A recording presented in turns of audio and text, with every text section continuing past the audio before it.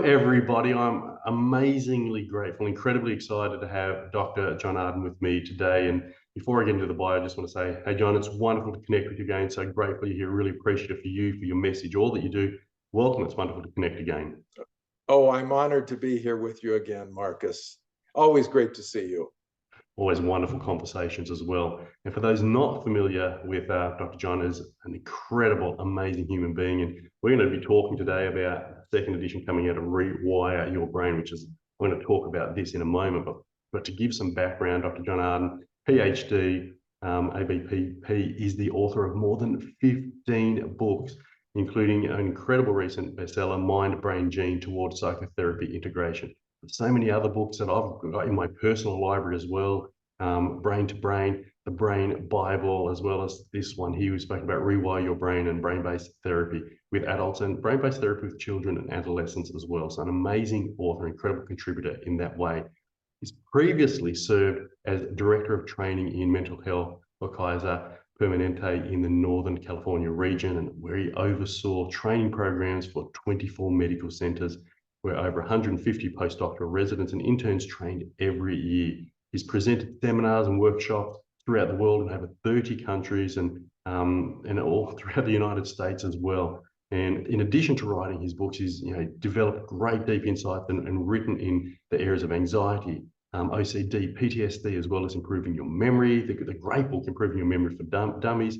He works in consciousness streams, and he's just an outstanding human being and an incredible thought leader in the area of psychotherapy, and in particular brain-based psychotherapy and its impact. So these conversations are so valuable for us to listen to when we have a great, amazing mind to learn from. And today I'm going to share with you some great insight from the second edition that's about to come out of Rewire Your Brain, and the real neuroscience that gives us the opportunity to lead incredible and extraordinary lives. So Dr. John, as I said, amazing. Every time I speak with you, I feel like I grow and that I learn. I have so many of your books, and with a strong neuroscience basis to my own career and my own approach to health, I think you have had such an amazing influence on me. And I wanted to share this with as many people as humanly possible, because when they get this understanding, they get a better quality of life as a result. So let's just open up and start with, you've got a second edition coming out of this book. Tell us about Rewire Your Brain, even before we begin with the second edition, its message, its impetus, and its reason. Well, sure, I'll be more than happy to, but let me thank you for that incredibly gracious introduction. I'm rather humbled by it. So thank you so much for everything that you've done, Marcus. Well, the book Rewire Your Brain that you held up there a minute ago was written roughly about 13, 14 years ago. A lot has happened, as you and I know, since then, and things are happening all the time. And I felt that it was a disservice, actually, in many ways, to keep that book out there with some old information.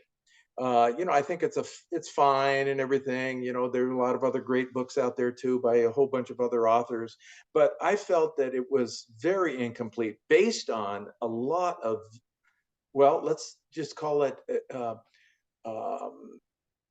mind-blowing new developments in multiple fields right now, such as epigenetics, such as metabolism, such as psychoneuroimmunology.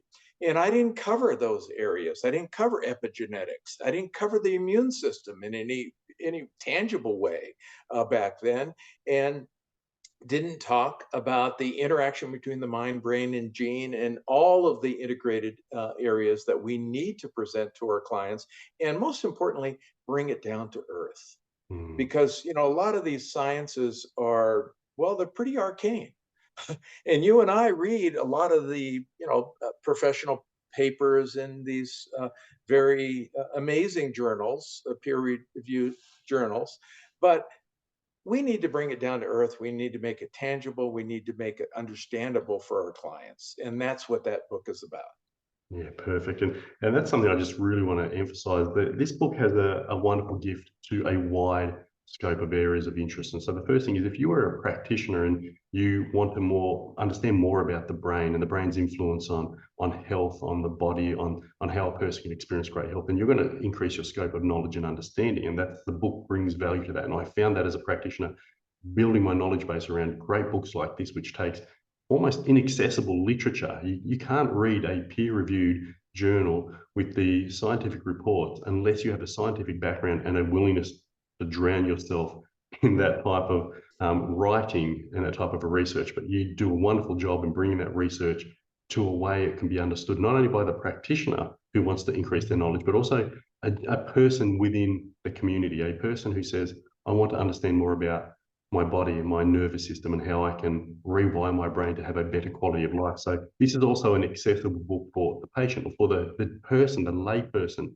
to invest in growing their own mind. And that's why, with this particular video, I've made this available to my colleagues and professional practitioners, but also to my practice, and suggest the practitioners share it with theirs as well, because there's so much value to the patient, to the person in the community, learning more and understanding. So I think that's an important distinction to make about this book. It isn't uniquely a practitioner's training manual. It is a book for growing your knowledge, insight, and understanding on health and the nervous system's role in health. So I think that's, I appreciate that you started with that summary. The first question I want to do, though, is what does rewiring the brain actually mean? There's the old myth that once you've got your brain developed by the 20s and 30s, this is a really outdated thought, but that's it. Your brain is the brain. You can learn more, but you can't change old habits. It's what it is.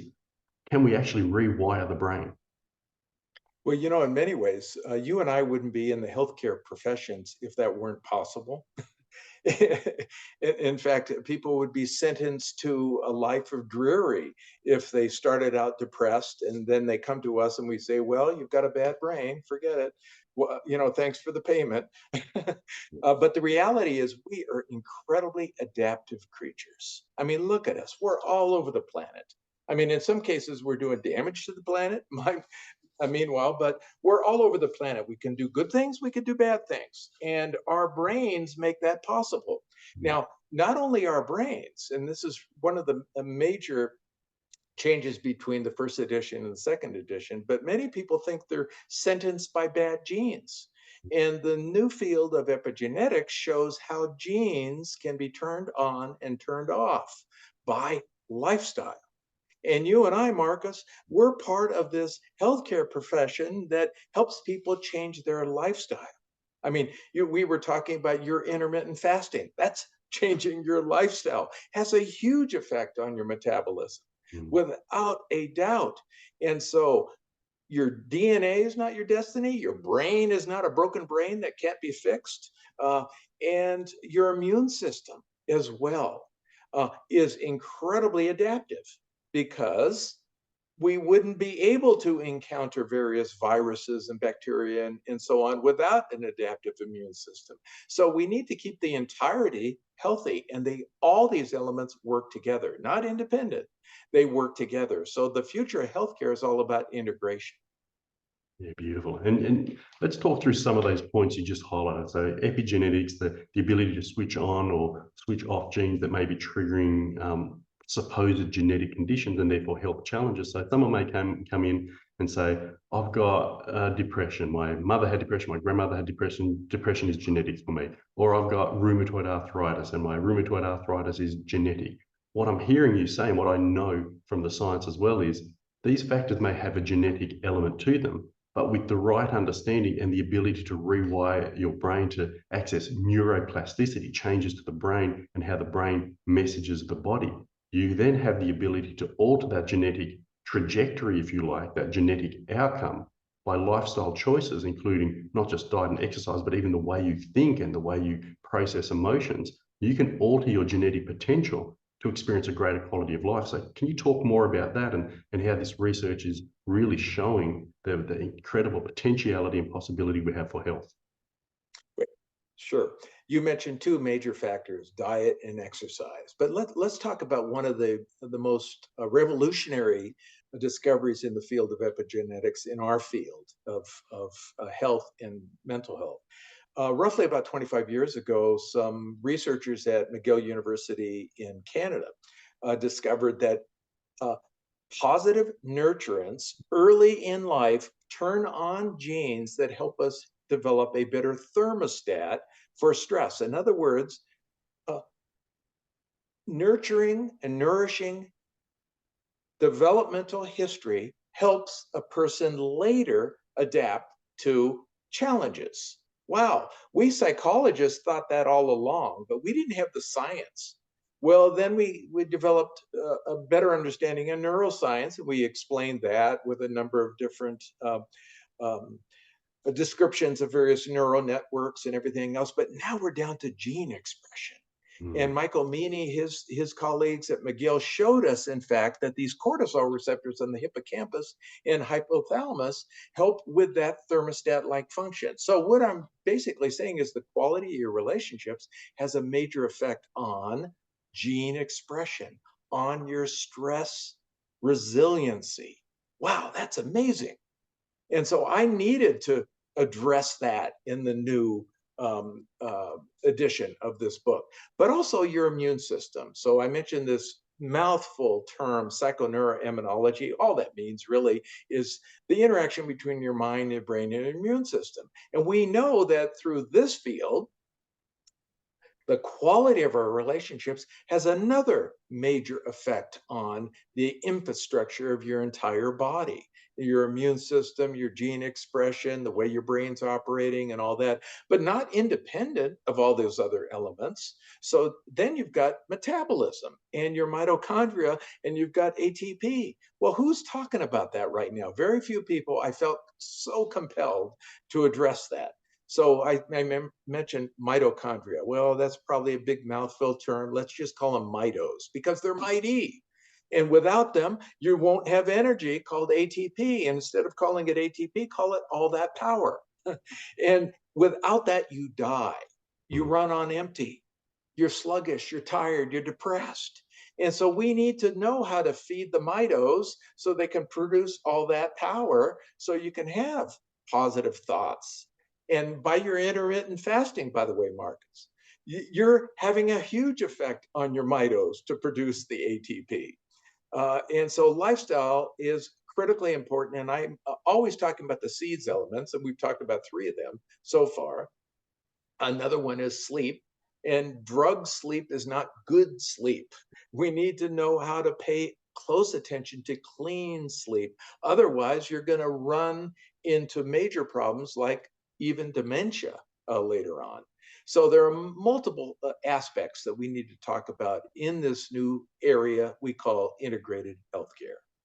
Yeah, that's brilliant. So again, just summarizing what I've understood specific for that is if you apply the principles of rewiring your brain, if you address the diversity of lifestyle changes that we're going to summarize for you in the moment, you have the ability to enhance and improve your immunity, to become increasingly resilient, to have greater levels of energy and vitality, to self-heal in a more effective way, and therefore experience a better quality of life, and your environment and your relationships and the lifestyle choices you make have a profound influence and support the brain in being able to regulate and coordinate all of that.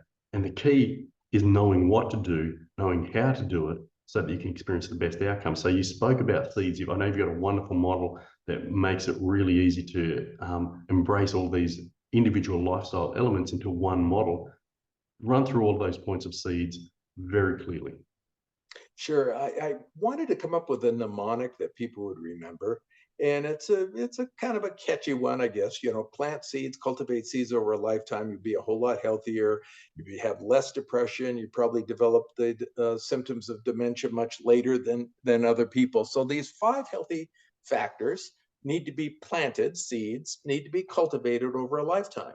This does not mean that you're never going to get ill, you're never going to get sad or anything like that, or never going to get COVID or any of that kind of stuff. I'm not offering a panacea. What I'm trying to do is distill the science as we know it regarding gene expression, metabolism, your immune system, how your brain operates with these key lifestyle factors that seem to be the major ones in the blue zones. In other words, the people that live the longest up and beyond 100 years old seem to practice the seeds elements, these five healthy factors. So let's go through them very quickly. Social, we were talking about that. With regard to gene expression, by the way, each one of them have major effects on gene expression. So social, Exercise, fundamentally important. If you're not moving in a cardiovascular way once a day, at least for 30 minutes, you are now tearing down your body. We evolved to move. We didn't evolve to sit around and look at computers and televisions all the time. So exercise, aerobic exercise, first E. Second E is education. If you're not learning something new, you're not growing new synaptic connections. We call it cognitive reserve in my field of neuropsychology, so you can lose more without looking like you lost much because you have more connections. Uh, and so let me just give you a personal example. And this is so true.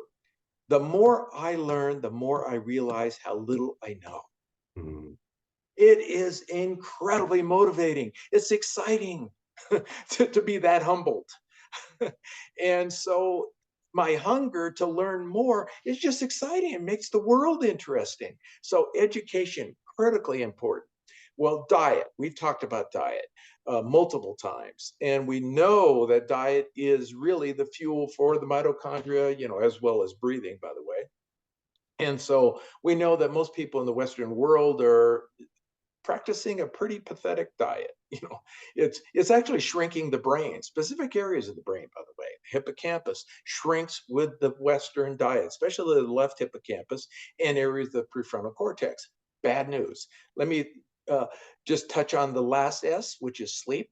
Sleep is not just one thing. There's an architecture to sleep. There are levels of sleep that we need to perform every single night, and we spend 1/3 of our entire life asleep.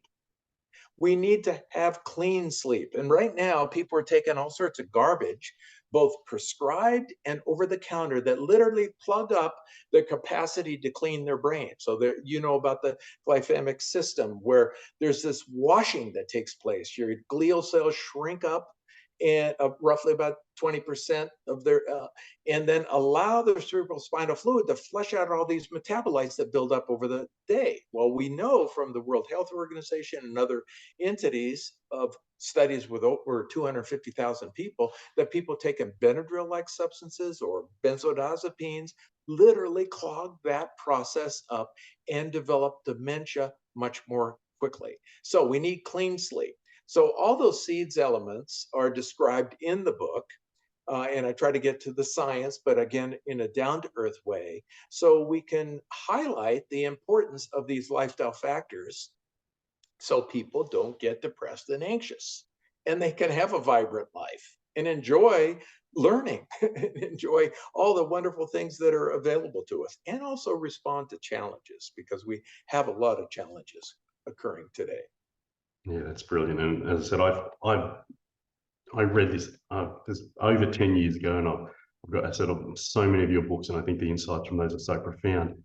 And what I want everybody, as they listen to this, to be reminded of, whether you're a practitioner, whether you are a person simply listening to this because you're, one of my clients, or that you're in another practitioner's practice, and you're going, wow, this is great. The takeaway is you have within your power the ability to make lifestyle choices that offer a pathway to better health, better energy, to overcome conditions that maybe have plagued you for a long period of time: anxiety, depression, other neurological and psychological conditions, or energetic conditions, metabolic and weight issues. Because when you apply this approach, you have the opportunity of not only rewiring your brain, but what your brain does is restore integrity to the systems of your body to allow for peak performance, living, optimal health. And it doesn't matter your condition, because whatever condition you have, it is going to be better for a neurologically expressive system, a system able to express greater energy and vitality, and to live more fully and completely. And I love that part about enrichment and preventing neurodegenerative conditions in the future, because you make positive choices in the present. And I think I've loved learning through you, Dr. John. I'm more than grateful for these conversations, and I love sharing this message because of the significance it has for people. So as we wrap up here, is there one final closing message that you have that you would like people to know when you get the second edition of the book? Not only the psychoneuroimmunology, the benefits of the immune system, the increased resilience, but what does it mean for a person as they read this book, for their health, for their quality of life, and the opportunity before them? Well,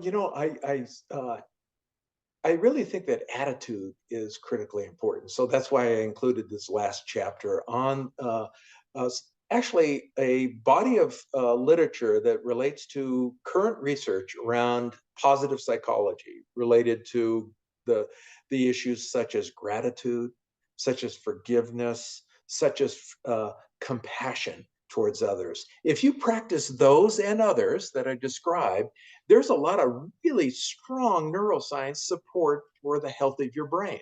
For example, like you and I, and we're in really, really lucky, fortunate positions because we get to help people for a living. Wow, that's incredibly uh, uh, wonderful for us because it turns out that when you help people, when you are compassionate to others, you end up getting the feedback. Not, I'm not saying thanks, because the best type of compassion is when you don't get credit for it. In other words, it's really not generosity if you're only looking for a payoff, so to speak. But the reality is, you don't just say, "Oh, I'm a great guy because I did this." Well, that's not what I'm talking about. That's narcissism. What I'm talking about is the enjoyment at a neurophysiological level of being able to help and feel connected to other people. So, in other words, compassion, which is one of the hearts of all the great religions, is a spiritual experience. The interdependence that we feel with one another and with the world around us and the responsibility that we have, those are neuroscience supported practices. And so I felt it was really important to include that because it's not just platitudes. There's a lot of science behind these factors as mental health practices. Yeah, that's beautiful. And it's so valuable. Dr. Jones, I always appreciate it. Everyone, the link to the book, the second edition, is down below this video. So please click on that. If you're watching this after it's been released, it'll come straight to your door via Amazon. If not, it's in the pre-order phase at the time of recording of this, and it'll be shipped to you as soon as it is released for publication. The first book impacted me in a profound way, has continued to serve you as you watch this, because it's the insider knowledge that I bring to the conversations I have with my patients, within my community. And you have an incredible thought leader with amazing up-to-date science and information. One of the great things about enrichment is read, learn something new. This is a way to grow your brain to protect against damage in the future, while also enhancing and improving your quality of life now. Dr. John Arden, I am so grateful for you for the continuation of the work you do in service to humanity through the books you write. Everyone, grab a copy, learn, grow, heal, become a better person tomorrow as a result. Thank you. Thank you so much.